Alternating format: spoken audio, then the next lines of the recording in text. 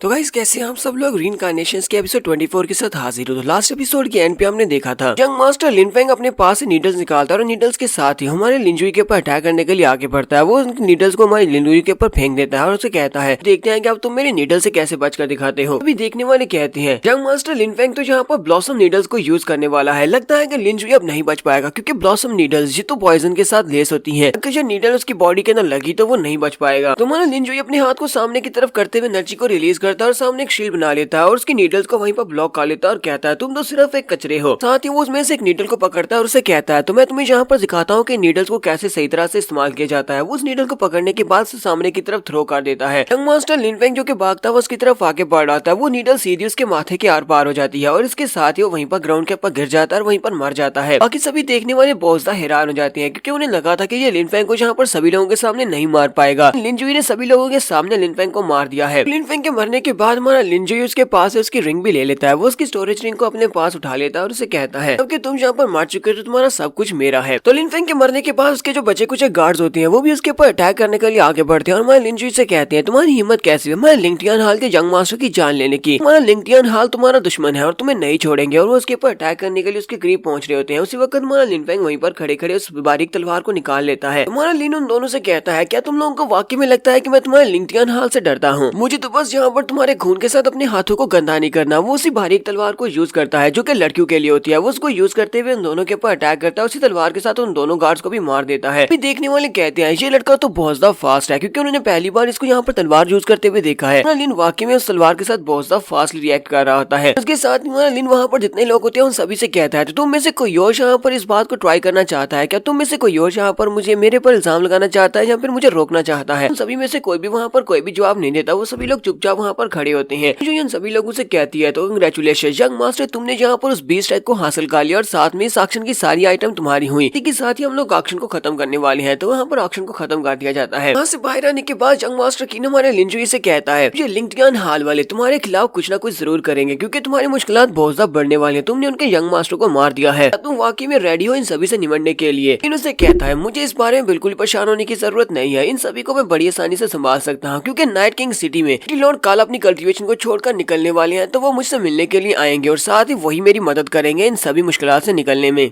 जबकि next scene मिंगजुई का भी दिखाया जाता है। तो मिंगजुई के पास एल्डर जिंगी आते हैं और उसे कहते हैं यंग मिस अब इस बात का क्या मतलब है? उस लड़की ने जो भी कहा था, लड़की ने कहा था कि सिटी लॉर्ड कल दोपहर के वक्त विजिटर हॉल में उससे मिलने के लिए आएंगे। मिस उसे कहती है मुझे इस बारे में बिल्कुल भी नहीं पता, लेकिन फादर ने कहा है कि वो उस लड़के से मिलना चाहते हैं। फादर कल दोपहर के वक्त विजिटर हॉल में उस लड़के से मिलेंगे। यहीं से एक सीन में लिंगटियान हाल का भी दिखाया जाता है। लिंगटियान हाल में जब यंग मास्टर लिन फेंग की डेड बॉडी पहुंचती है तो उसके फादर बहुत ज्यादा गुस्सा हो जाते हैं। वो चिल्लाकर कहते हैं हर किसकी इतनी हिम्मत हुई जिसने नाइट किंग सिटी में लिंगटियान हाल के यंग मास्टर की जान ले ली है? तो वो चिल्लाकर अपने हाल के जितने भी एल्डर्स होते हैं उन सभी से कहते हैं मेरे ऑर्डर्स को सभी के सभी एल्डर्स तक पहुंचा दो। जितने भी एल्डर्स और डिसाइपल्स हैं वो सभी के सभी लोग वार के लिए रेडी हो जाओ। सभी लोग इस वक्त नाइट किंग सिटी की तरफ निकलने वाले हैं और वहाँ पर जाकर उस कातिल को पकड़ेंगे जिसने भी ये सब कुछ किया है, उसे सजा देंगे। लिन फेंग के फादर का नाम लिंगजुन होता है जबकि दूसरी तरफ से ली जोंग जिसको हमारे लिंजुई ने जहाँ पर गेट के ऊपर मारा था उसके फादर जिसका नाम ली लॉन्ग होता है। ली लॉन्ग भी अपनी आर्मी को तैयार कर लेते हैं। वो लोग कहते हैं चलो नाइट किंग सिटी की तरफ चलो। इन लोग की हिम्मत कैसे हुई हमारे ठंडे क्लाउड सेक्टर के यंग मास्टर की जान लेने की? मैं अपने बेटे की मौत का बदला लेकर आऊंगा, चलो नाइट किंग सिटी चलें। ये अपनी आर्मी को लेकर नाइट किंग सिटी की तरफ निकल पड़ते हैं। तो रात के वक्त का सीन दिखाते हैं जब हमारा लिंजुई अपने रूम में बैठा होता है, बीस्ट टैग को निकालता है और उसको चेक कर रहा होता है। वो कहता है बीस्ट टैग अचानक से कहीं से आया है 3 राम्स में, इसके बारे में किसी को कुछ भी नहीं पता। ये ना तो यहाँ के एलिमेंट्स में से है और ना ही यहाँ के क्रीचर्स में से है। ये ह्यूमन की एनर्जी के साथ यहाँ पर क्रिएट हुआ है। तो मुझे लगता है कि ये एक डिमोनिक बीस्ट का एग है। इसी के साथ ही हमारा लिंजुई उसके ऊपर अपने हाथ को रखते हुए कहता है तो इससे पहले कि इस डिमोनिक बीस्ट के एग के अंदर से कुछ चीज निकले मुझे यहाँ पर पहले इसको बताना होगा कि आखिर इसका मास्टर कौन है। तो पहले इसको यहाँ पर अपना ब्लड देते हैं ताकि ये मुझे अपना मास्टर मान सके। अपने हाथ को ऊपर रखने के बाद अपने ब्लड एसेंस को उसके अंदर डाल देता है जिससे उस संडे को पता चलेगा कि उसका मास्टर कौन है। तो लिंजुई अभी संडे का मास्टर बन चुका है। तो उसके अंदर से काफी सारी रोशनी निकलती है। तो ये कहता है इतना भी बुरा नहीं है, ये तो वाकई में humanly defined 9 colour beast tag है। तो वो उसे अपनी रिंग के अंदर रख लेता है और कहता है तो फिलहाल के लिए तुम्हें अपनी रिंग के अंदर रख लेते हैं और उसके बाद देखेंगे जब तुम हैच होगे तो तुम्हारे अंदर से क्या निकलेगा। हमारा लिंजुई अभी यहीं पर खड़ा होता है कि उसी वक्त से कुछ महसूस होता है कि खिड़की के बाहर कोई है। लिन उसे कहता है तुम खिड़की के बाहर क्या कर रहे हो? तो चलो जल्दी से अंदर आ जाओ। वो अपने हाथ को सामने की तरफ करते हुए वहाँ से हवा को अंदर की तरफ खींचता है। जैसे वो हवा को अंदर की तरफ खींचता है तो खिड़की टूटती है और इसी के साथ ही मिंगजुई जो कि वहाँ पर निकाब करके आई होती है वो उसे खींचकर अंदर ले आता है। मिंगजुई सीधी आकर उसके पास गिरती है। वो इस बात से काफी ज्यादा हैरान होती है। जैसे वो उसके करीब पहुंचती है वो अपनी नाइफ को निकालती है और उसके ऊपर अटैक करने लगती है। हमारा लिन वहीं पर खड़े खड़े अपने हाथ को पीछे की तरफ घुमाता है, उसकी टांग से उसको पकड़ लेता है। टांग से पकड़ने के बाद अपने दूसरे बाजू को उसकी गर्दन पर रखता है और उसे दीवार के साथ लगा लेता है। तो ये वाली पोजीशन काफी अजीब सी होती है। लिन जुई ने अपने हाथ को उसकी गर्दन पर रखकर उसे दीवार के साथ टेका होता है, जबकि उसकी दोनों टांगे ऊपर की तरफ होती हैं और वहाँ लिन जुई उसकी टांगों के बीच खड़ा होता है। तो इस बात से यंग मिस मिंग जुई भी काफी हैरान हो रही होती है और साथ में बहुत ज्यादा शर्मिंदा भी होती है, क्योंकि वो इस पोजीशन से काफी ज्यादा घबरा रही होती है। तुम्हारा लिन से कहता है, यंग मिस तुम इतनी रात के वक्त मुझे यहाँ पर मेरे रूम में मिलने के लिए आई हो, क्या तुम्हें इस बात का बिल्कुल भी डर नहीं है कि इतनी रात के वक्त अगर कोई तुम्हें यहाँ पर मेरे रूम से निकलता हुआ देखेगा तो कोई गलत भी समझ सकता है। उसे कहती है, तुम्हें कैसे पता चला कि मैं कौन हूँ? तुम्हारा लिन से कहता है, मुझे लगता है कि तुम यहाँ पर अपने आप को मुझे ऑफर करने के लिए आई हो, क्योंकि तुम मुझे पसंद करती हो, इसी वजह से तुम अपनी बॉडी लेकर मेरे पास चली आई हो। मिंग जुई भी अंदर से सोच रही होती है, मुझे यहाँ पर बहुत ज्यादा शर्म महसूस हो रही है कि मैं यहाँ पर इतनी ऑकवर्ड पोजीशन में हूँ।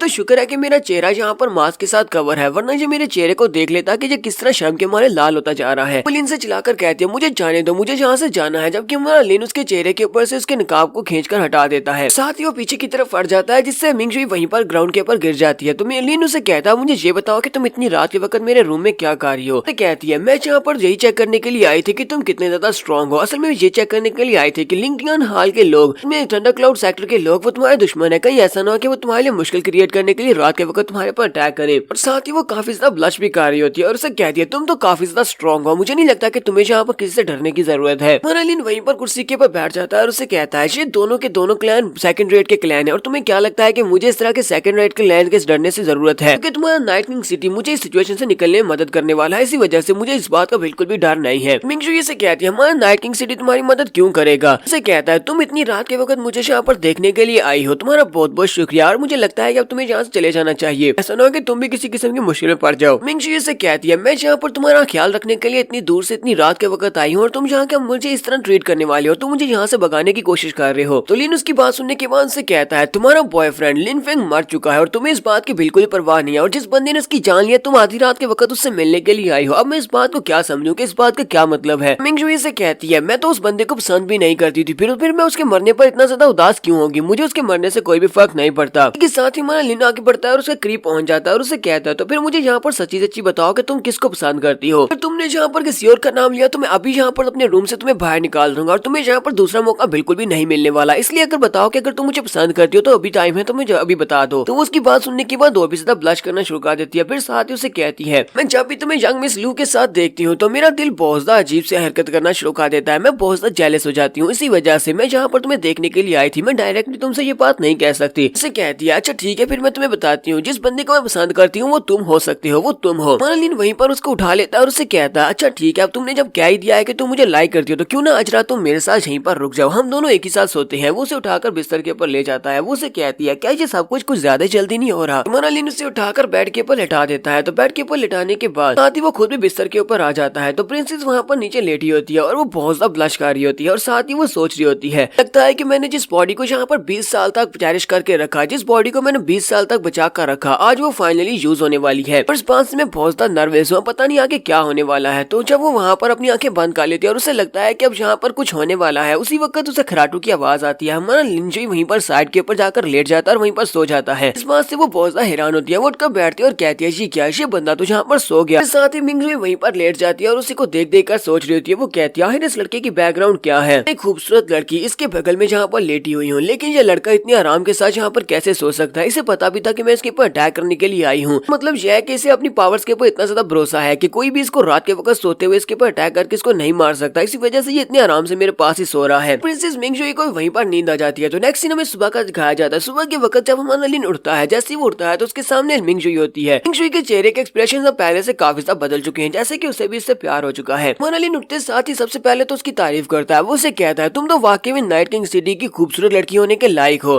तुम बहुत ज्यादा खूबसूरत हो। ये बात सुनने के बाद वो उसे कहती है, क्या तुम यहाँ पर मेरा मजाक उड़ा रहे हो? अब मैं इतनी भी ज्यादा खूबसूरत नहीं हूँ। साथ ही वो उसे कहती है, मुझे ये बताओ कि तुम्हारे पास कोई तरीका है थंडर क्लाउड सेक्टर और साथ में लिंगटियन हाल, उन दोनों के एल्डर्स और उनकी फौज के साथ निपटने का? तो लिन अपने पास से कागज के ऊपर कुछ आइटम्स लेकर उसके सामने करते हुए कहता है, पास अपना प्लान है इन लोगों से निपटने का, लेकिन मुझे कुछ चीजों की जरूरत पड़ेगी और वो चीजें तुम मुझे यहाँ पर प्रोवाइड करने वाली हूँ। वो उसे लिस्ट देते हुए कहता है, मैं चाहता हूँ कि तुम मेरे लिए सारी चीजें इकट्ठी करके लाओ और साथ ही एल्डर जिंकी को भी यहाँ पर लेकर आना। एल्डर जिंकी की मुझे जरूरत है। तो वो उसके हाथ से पेपर लेती है और उसे कहती है, अच्छा ठीक है, फिर मैं अभी जाती हूँ, जाकर तुम्हारे लिए मटेरियल्स का अरेंजमेंट करती हूँ। और वो जल्दी से वहाँ से भागती हुई रूम से बाहर चली जाती है। साथ ही वो बहुत ज्यादा शर्मा भी रही होती है और बहुत ज्यादा खुश खुश होती है जैसे कि उसे नया नया अभी प्यार हुआ है। यहाँ पर हम लोग अपनी एपिसोड 24 का एंड करेंगे। एपिसोड की एक्सप्लेनेशन अच्छी लगी हो तो कमेंट करके जरूर बताइएगा। चैनल को सब्सक्राइब कर दे, वीडियो को लाइक और शेयर कर दें। शुक्रिया।